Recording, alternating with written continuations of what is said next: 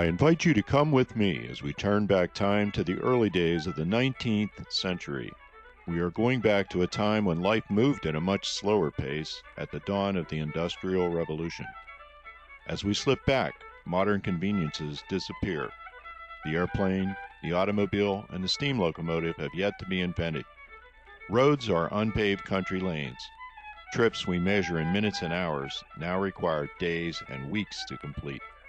Near the river, we see the rude beginnings of industry. We hear the mill wheels turning and forge hammers beating out their rhythms in iron. Above it all, we hear the sound of nature's abundant energy being turned to man's purpose. Water splashing over the dams, seething through the weirs, roaring down the tail races, driving man's industry in its relentless journey to the sea. And on its waters, we see the boats that are carrying the products of industry to their awaiting markets. For this is Pennsylvania's first great internal highway of commerce, the Schuylkill River. Our journey begins at Tidewater on the Schuylkill near the waterworks.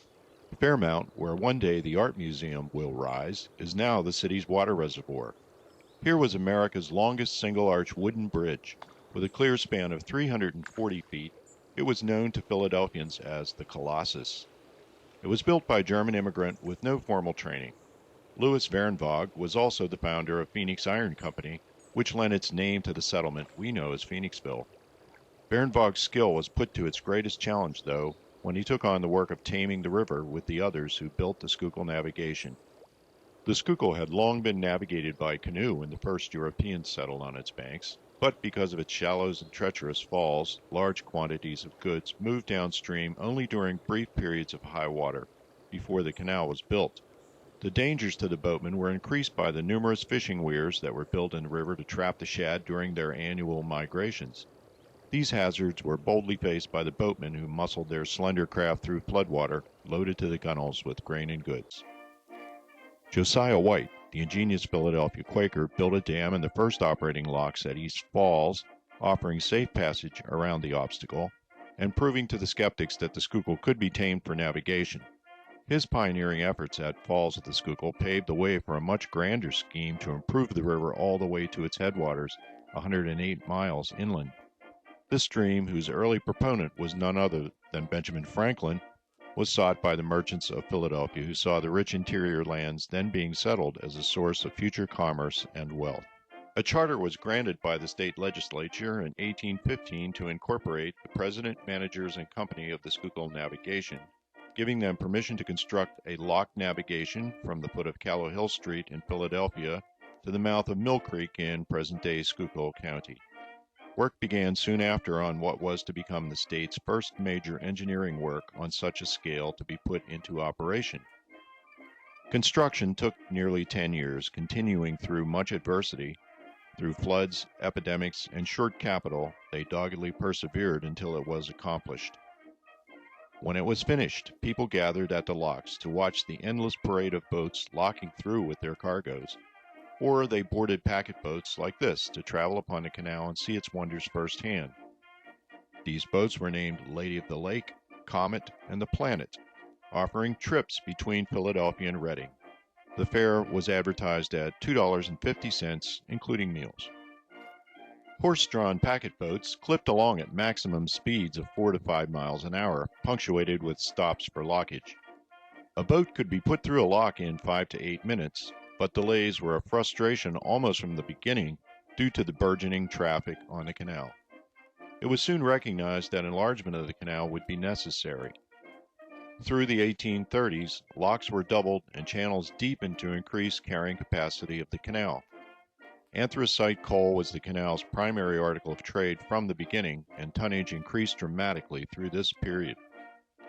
The Schuylkill's historic waterway was termed a slackwater navigation because about 46 miles of its length were navigated on the river's slackwater pools that were created by a series of dams. The dam pools were connected by canal sections ranging in length from less than a mile to 22 miles. It was a true engineering wonder of the day, and it facilitated rapid economic development all along its length, while the coal carried from the great Schuylkill fields provided fuel for America's Industrial Revolution. A little-known fact about the Schuylkill: it carried commercial traffic throughout its length, a year before DeWitt Clinton's famed Erie Canal was opened. Coal loaded at Mount Carbon made its way to the Philadelphia market in December of 1824. In a later period, we see two double-header boats rafted in the canal at Manioc. The canal sections, or levels, paralleled the river generally and were each named. Here we see the Plymouth Canal at Conshohocken, with Plymouth Dam in the background. The Fayette Street Bridge crosses both canal and river. The canal was entered through a guard lock at the dam. Mills and factories located along the canal bank leased water power from the canal company and shipped goods by canal as well, creating a profitable double dip of income and tolls. The Schuylkill Navigation, Pennsylvania's first major canal, came at the beginning of a canal building boom that swept through our young nation like a fever. In a little over 20 years, 4,000 miles of navigable waterways were constructed, much of it through areas that were only sparsely settled. Pennsylvania led all other states with over 1,200 miles, and a lot of it through difficult terrain. The Schuylkill became a link in a great chain of interconnecting waterways that eventually joined the canal systems of New York, New Jersey, Maryland, Virginia, Ohio, and beyond. By the 1840s, enlargement of the canal was again necessitated by rapidly increasing demand for anthracite. At this time, a new threat appeared to challenge the canal's monopoly on Schuylkill coal. When the Philadelphia and Reading Railroad extended their line through to Pottsville, the battle was joined. In answer, the Navigation Company began a second major expansion of their works, increasing lock dimensions and canal depths to accept even larger boats. In the early days of the canal, a typical canal boat could carry 50 tons of coal. After the 1846 expansion, burdens were increased to 200 tons. Towpaths were constructed along the canals and slackwater pools to provide a level footing for the primary motive power source, which was, for over 100 years, the mule. Towpaths were usually located on a strip of land between the canal and river. People living along the canal found them to be a handy walkway, and often people would hitch a ride on a passing canal boat to the next lock. Here some locals relax along the towpath in Bridgeport. To overcome a fall of 618 feet from the head of navigation to tidewater, 120 locks were constructed on the original canal, though not all operated as lift locks. Guard locks were kept open like this one in Bridgeport except during periods of high water. After the 1846 enlargement, the number of locks was reduced to 71 by consolidating some of the older locks with their low lifts. This further reduced the time in passage as well, and coupled with the increased size of the boats, vastly enlarged the canal's carrying capacity. Many of the locks were constructed of finely dressed native brown stone set in hydraulic cement. The stone was supplied from quarries along the canal at various places, and the cement was manufactured by the Navigation Company. Other locks were built of dry bed stone and lined with planking. The former were more durable but costly, while the latter cheaper to construct and easier to repair. Here we see some canal features that were ubiquitous. On the right is a wooden towpath walk over a wasteway. This structure allowed the teams of mules and their drivers to cross the overflow. The wasteways were lined with stone to prevent erosion of the bank, and they allowed excess water to flow from the canal back into the river nearby. Sometimes the towpath would shift to the opposite bank along the dam pools, and to carry the teams across, a ferry would be used like this one at Buckwalter's Landing below Royersford. These ferries were connected to overhead cables that were suspended across the river, and the team drivers helped the ferry tender to make the crossing. Later bridges replaced the ferries at most places. Mule galleries were added to the bridges to allow the teams to cross without impeding regular traffic on the bridge. Locks were numbered sequentially from the head of navigation, but were generally known to the boatmen by the lock tender's name or the adjacent landowner's name. Here at Brower's Lock, number 61 below Phoenixville, boats left the slackwater of Pauling's Dam to ascend the Oaks Canal. Both Brower and Pauling were landowners, but the Oaks was canal engineer Thomas Oaks, who built this canal and most of the structures between here and Reading during the initial construction phase of the 1820s. Oaks perished in 1824 along with a large number of his workers of an epidemic.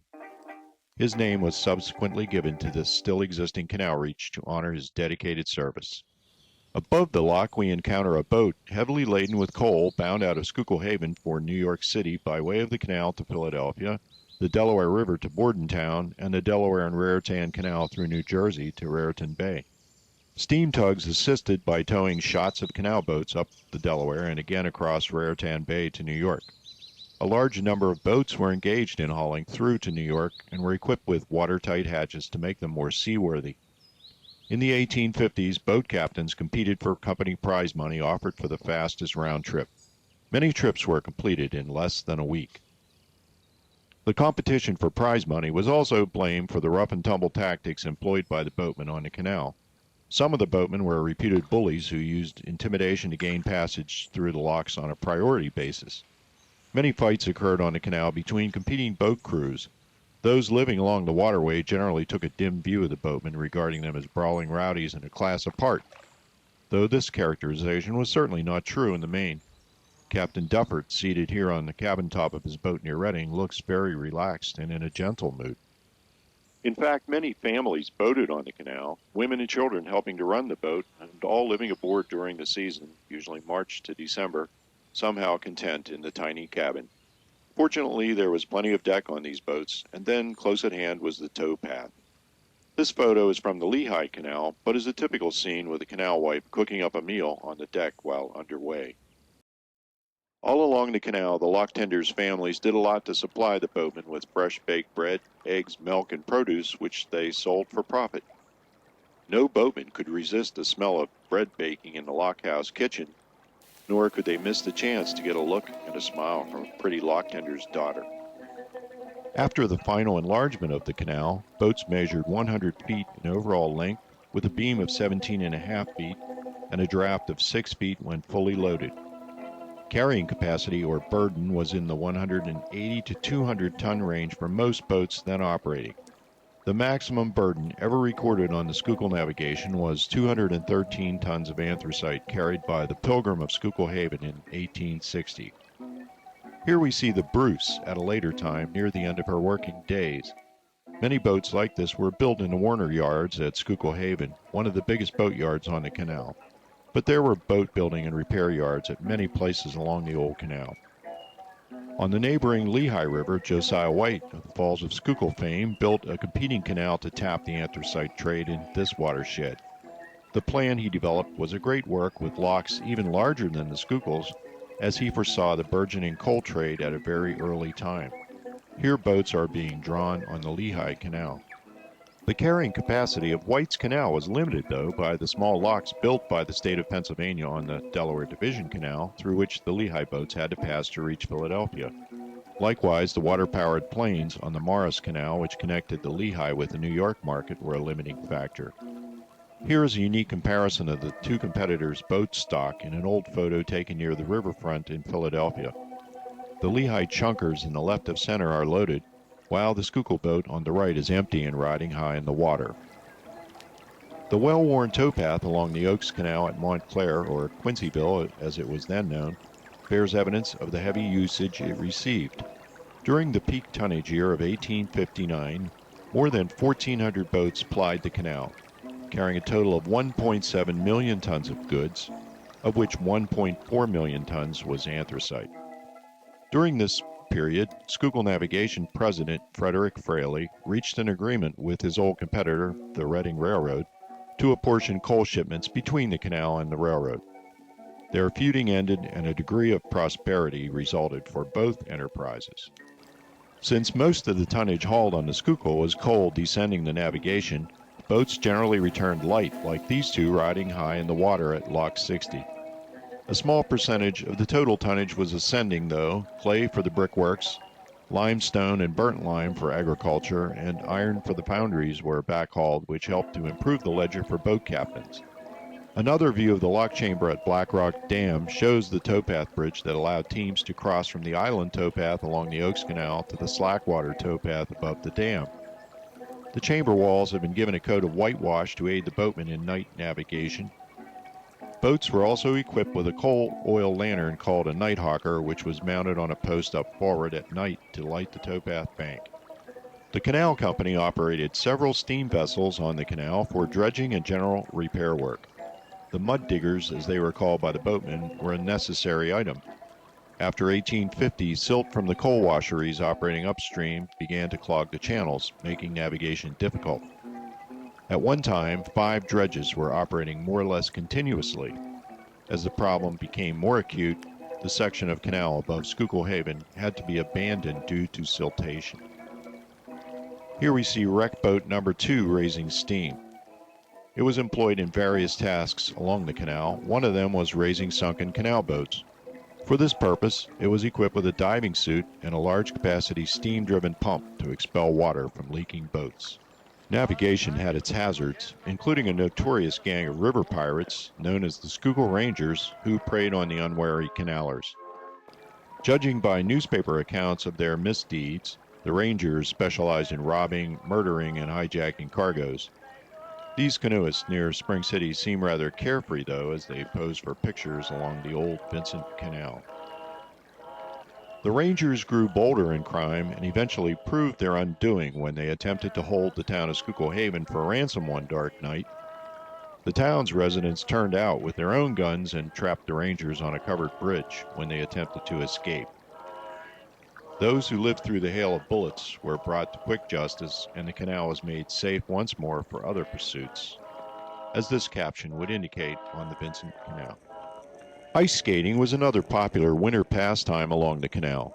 Boating usually ceased in early December, and when the freeze set in, locals would avail themselves of the smooth ice, often traveling for miles on the canal's frozen surface. Recreational boating, though limited in the early days of the canal due to the heavy commercial traffic, increased rapidly in the latter years when the coal trade began to decline. There were many steam-powered excursion boats operating on the river, carrying people to the popular picnic groves along its banks. An armada of pleasure launches assembles at the Iron Bridge in Spring City. This spot was a popular swimming hole for local boys, the bravest of whom would jump off the top girders of the bridge into the canal.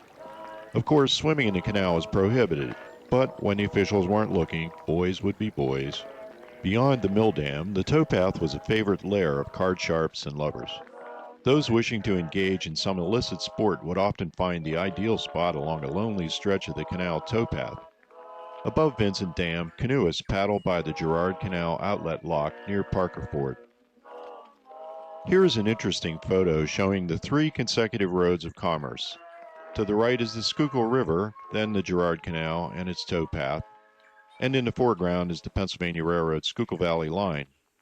All 3 have been abandoned in favor of a 4th line, a concrete highway which lies a few hundred yards to the left of this spot. At Parker Ford, a loaded boat steers for the Pigeon Creek Aqueduct, one of 17 such structures that carry the canal over tributary streams. The aqueduct can be seen ahead of the boat as a narrowing of the canal. This photo was taken from the lower end of Lock 56. A steersman at the tiller, a bowsman to tend the lines, and a driver with his team on the towpath was all the crew needed to move 200 tons of coal to its destination. Motive power was provided by these long-eared hay burners in teams of 3 hitched in tandem. The driver is riding on a shaft mule, though he probably walked more than he rode. A good team of mules was a lot harder to acquire than a driver and often received better treatment. Drivers, sometimes called hair beaters, were usually young boys who received about $10 a month in exchange for plenty of hard work. Captains would often hold their pay until the end of the boating season to prevent them from jumping the fence. Drivers were expected to turn out their teams brushed and in harness on the towpath at 4 a.m. Teams were sometimes arrayed with brass bells on the heams or studded on the harness. Dyed cowtail plumes in a variety of colors were added to the harness or mounted on the brow band. Here is a team turned out at the company mule sheds in Schuylkill Haven. One observer commented on the fancy harness, said, "When the mules were so dressed up you could forget their pedigrees." These intelligent creatures were much preferred over horses on the canal because they had greater endurance, they ate less, and they wouldn't work themselves to death like a horse. And they were generally smarter around water. When 2 boats passed in the canal, there was always a danger of a tow line being snagged by the passing boat, and the team being pulled into the canal and drowned. It's said that mules could swim out when a horse would founder. Frick's locks, numbers 54 and 55, at the beginning of the 5-mile level, was a double lift chamber, sometimes called a combine lock. The narrow chamber to the right was part of an older twin lock built during the 1830s. After the 1846 enlargement, these older locks were often left in place, but were used primarily to control water flowing into the lower level. Wide water on the 5-mile level above Pottstown provided a place where boats could tie up for the night. Such areas were usually provided on either side of a lock and were often several times wider than the canal's minimum design width of 60 feet at the water's surface. As the canal's tonnage declined, night navigation became a thing of the past. Imagine this scene with the score or more of boats rafted up, boatmen and their families on the decks, and all the teams of mules and their drivers on the banks, and you'll be seeing the Schuylkill of the past.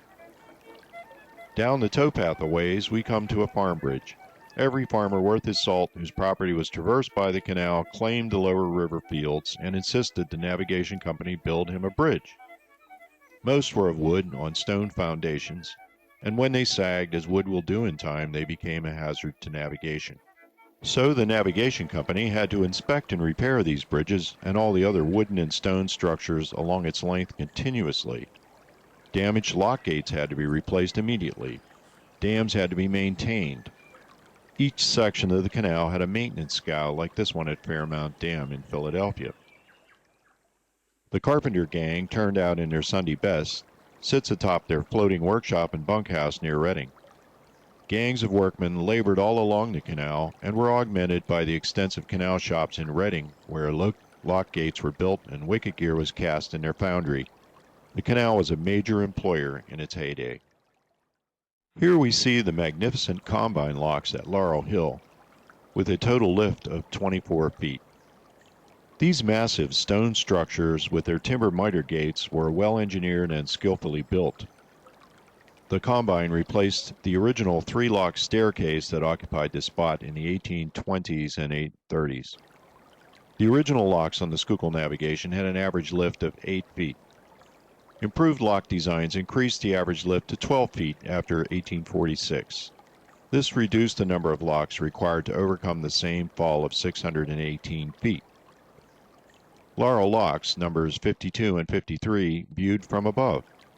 The rack drives for the wicket gear are visible, which were used to open and close the valves to admit water into the lock chambers or expel it. The gates were opened and closed by a rack drive mechanism powered by the lock tender's arm. It gave him some mechanical advantage as these gates were so large. Most of the single lift locks had smaller gates that were moved by pushing on the balance beam. Wicket gear was controlled by the lock tender, and at the lock he was king. If unruly boatmen opposed him, he would shut down the lock and no one moved. He controlled the water level below his lock and was responsible for maintaining navigable conditions in it at all hours of the day and night. At Big Reading Dam, seen here, there was a gala party in July of 1824, attended by the governor of Pennsylvania and all of Reading's leading citizens. The president of the Schuylkill Navigation addressed the gathering, numbering in the hundreds. A small fleet of boats waited in the forebay of the lock, decked with bunting, while a band played on the canal banks and cannon were fired. The occasion was the opening of the Girard Canal, the long, hard-fought 22-mile Girard Canal.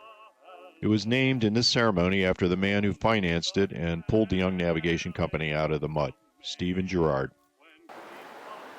So much of the canal was then finished, but for the short section through Reading. This was to be the ultimate test of the young company's skills and perseverance. Vertically oriented limestone beds underlying the newly dug canal provided a conduit for the water when it was let into the canal, and low-lying areas near the canal were inundated. Houses were sunk on their foundations, and a geyser even appeared in a farmer's field. Clay puddling was used to stop the leaks, but problems continued to occur until the company planked all the leaky stretches of the Reading Canal at great expense. By the end of 1825, residents were taking up their stations to observe the mighty works in action. Newspapers faithfully reported the number of boats departing and arriving each day with their cargoes, the comings and goings of packet boats carrying passengers, and noted with great satisfaction the increase in trade. Optimists seemed to rule the day. The works at Reading, which had caused so much trouble, were eventually remedied by digging a new canal right along the riverbank and abandoning the old leaky one. The island created by the new canal became the heart of the Schuylkill Navigation's maintenance department, where the shops were located, and out of which a fleet of steam tugs and dredges later operated. People were charmed by the beauty of the newly tamed river. Long placid reaches of still water reflecting tree-lined shores were offset by the rumble of white water plunging over the dams. Poets and painters were inspired. Young lovers sought out its banks, and those who had invested in it grew wealthier. Commerce was stimulated. At first it was a trickle, and then it became a rush as men set out on the towpath to seek their fortunes in the anthracite fields of Schuylkill County. The canal was the artery, the way for men to get rich. But who could deny the simple beauty of the canal flowing peacefully on the shoulder of the river? In a few years, it looked like it had always been there. It was man and nature working together to make things better. New forms of recreation evolved to replace the former displays of bravery by the Reading boatmen. Life along the Schuylkill began to assume a different character as the older agrarian society gave way to the thundering industrial giant about to be unleashed by the anthracite floating down on its waters. Above Reading, navigation was on the slackwater pools of a series of river dams, in ascending order: Kissinger's, Shep's, Lize's, and Felix. Each dam had its lock. At Peacock's Lock, numbers 39 and 40, boats entered the Duncan Canal. Rock cuts on the Duncan Canal, named for its builder George Duncan, bear evidence of the laborious hand drilling and black powder blasting necessitated by the steep contour. Another expensive item can be seen along the canal bank, which has been planked to keep the water in the canal. It's hard to imagine the amount of labor involved in building canals in the early 19th century, as it was done with only human and animal power. The same rock cut today is a curious remnant of the Canal Age's engineering accomplishments. Further upstream at Auburn, America's first transportation tunnel was blasted through the rock of a low hill. It carried the bed of the canal 450 feet through the spur, and for years was a major attraction, as people traveled many miles to see boats floating under a hill. The roof was cut out completely in later years. The 10-mile Hamburg Canal began at Leesport and continued through the towns of Shoemakersville, Mooresville, Hamburg, and finally re-entered the river at Kearns Dam. The scene here is the Waterloo Basin above Hamburg, the river and the limb of Blue Mountain off in the distance. Many boats rafted in the Waterloo Basin during the off-season or in periods of slack trade.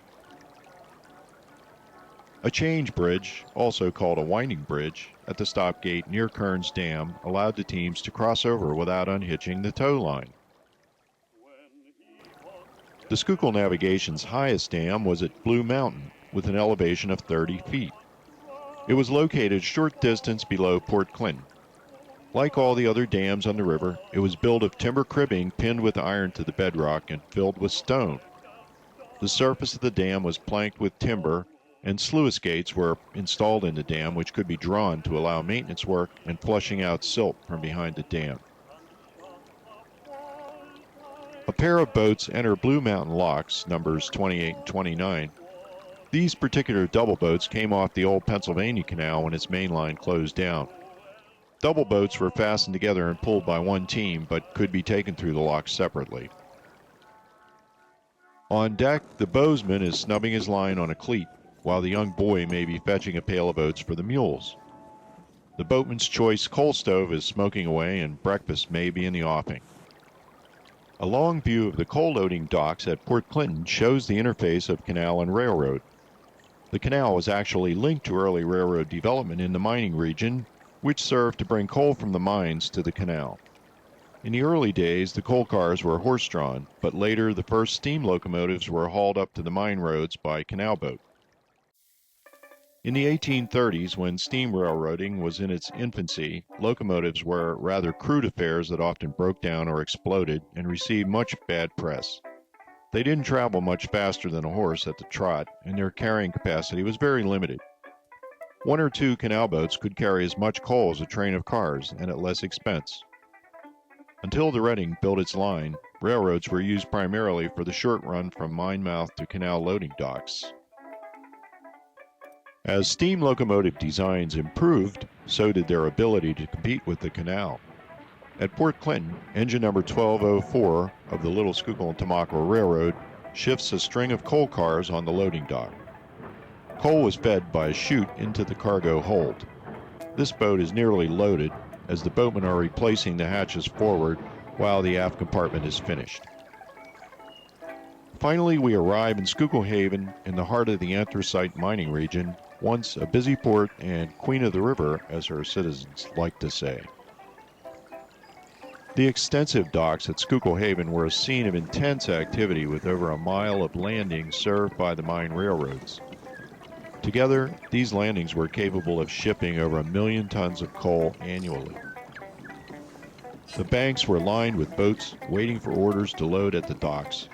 Company agents oversaw the activities, and the navigation company had a large brick office building near lock number 12 at the head of the basin, where the division superintendent and the dockmaster worked directing canal operations. The landings worked so efficiently that a boat of the largest class could be completely loaded with 200 tons of coal in about 18 minutes. The canal extended above Schuylkill Haven through Pottsville to the mouth of Mill Creek and was served by the mine roads at various points. There were also iron furnaces along this reach. This engraving shows the Port Carbon landings as they appeared in the 1840s. This upper section of the canal was abandoned by 1872 due to the silt problems created by the coal washeries upstream. By this time also, the canal's old competitor, the Reading Railroad, had acquired control of its works. The disastrous year of 1869 had dealt the navigation company a mortal blow. First, there was a long miners' strike in the coal region that shut down production. Then, a severe drought which caused the flow of water in the river to shrink to the point where the city fathers of Philadelphia closed the locks at Fairmount Dam to conserve water. The rains commenced in September and canal operations resumed. The miners were back at work, and the company hoped to make up for much lost revenue with a strong push until the December freeze. Unfortunately, Mother Nature also tried to make up for the drought. On October 4th, 1869, a great flood was visited on the valley of the Schuylkill, one that would be remembered for years to come for its destructiveness. Bridges were torn away, locks were damaged, sections of canal banks disappeared, and even some of the mighty timber-cribbed dams sustained damage. A considerable number of boats were damaged or destroyed. Some torn loose from their moorings were swept over the dams, like this one photographed at Lock 45, Kissinger's Dam, near Reading. Navigation shut down, and the company went to work immediately to repair the damage. Salvage and repair crews were dispatched, and the Reading Railroad, now acting more like a confederate than a competitor, offered assistance. Free railroad passes were issued to the canal workmen, and trains were assembled to carry the timber and other materials where they were needed along the line of works. As it turned out, the winter was mild, and the work progressed at a feverish pace to patch up the dams and rebuild canal banks. Incredibly, by late spring, the canal was restored to operation. But the damage done to its financial mechanism by the multiple disasters of 1869 was irreversible. The proud Schuylkill Navigation Company, whose stockholders had once voted to present engraved silver urns to its managers, whose stock had returned 19% dividends in the glory years of the 1830s, one of America's most profitable investments, was bankrupt. A white knight appeared on the scene. His name was Franklin B. Gowan, president of the Reading Railroad. The Reading lacked an all-rail route to New York, while its chief competitors were supplying coal to the city. The canal had a long-established route through the Delaware and Raritan to New York. Gowan saw the unique opportunity to expand his already powerful hold on Schuylkill coal and gain for himself a piece of the New York market. He leased the canal for 999 years and worked out a deal with the stockholders. Under the Reading, coal shipments resumed on the canal. To the boatmen, things didn't seem much different. But inevitably, the railroad began siphoning off the most profitable business for itself, except for the New York shipments, which continued at a high volume. until a competitor secretly bought the Delaware and Raritan Canal. The Pennsylvania Railroad and the Reading were bitter enemies, and now the Pennsy owned the D&R, which was the Reading's water route to New York. For a while, the Pennsy embargoed Schuylkill coal on the D&R, then gave permission to ship over the route but raised the tolls to exorbitant levels. Finally, the Reading reacted by acquiring a New Jersey railroad that gave them an all-rail route to the city. By the spring of 1888, the people of Schuylkill Haven were preparing for another busy boating season when it was suddenly announced there would be no coal loaded at the docks. A shock of disbelief went through the place. Many thought it was only temporary. So many livings depended on the canal. So many families had boated for a couple generations. The works were in good order. The boats were ready for loading, many with a fresh coat of paint. The mule teams were kicking in their stalls. No one could believe the lock gates had closed forever on the town of Schuylkill Haven, Queen of the River, but they had. Locals ventured out on the placid waters, no longer encumbered by the heavy coal traffic. While coal shipments continued from the docks at Port Clinton, it was a vestigial business. The volume of trade fell to levels not seen since the early days of the 1820s. Then it diminished slowly to a trickle. Still, the lock tenders stood ready to assist boaters through the locks, and they kept their houses and grounds in order. The towpath and canal structures were maintained by the navigation company work gangs as far upriver as Blue Mountain Dam. The canal continued to look much as it did well into the new century. The article which had made the canal great now proved its final undoing. Coal silt made its way further downstream with every high water period, until the channels were too choked to support commercial activity. The last recorded shipment on the canal took place in 1932, and it was a load of paper taken down from Manayunk to Fairmount Dam. The great Schuylkill Navigation was a relic of the past. In the late 1940s, a massive river cleanup was organized to remove the millions of tons of coal silt from the river. A consortium of state and federal governmental agencies went to work to acquire the necessary land for building the impounding basins to contain the silt once it was dredged from the river. The Schuylkill Navigation Company was dissolved in 1949, and all its real estate was conveyed to the Commonwealth of Pennsylvania. Much of the old canal was destroyed in the river cleanup.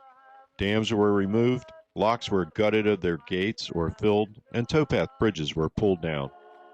For some people, it was a very sad thing to see, but here and there, a few pieces survived, like this cut stone lock near Parker Ford with its 1835 date stone.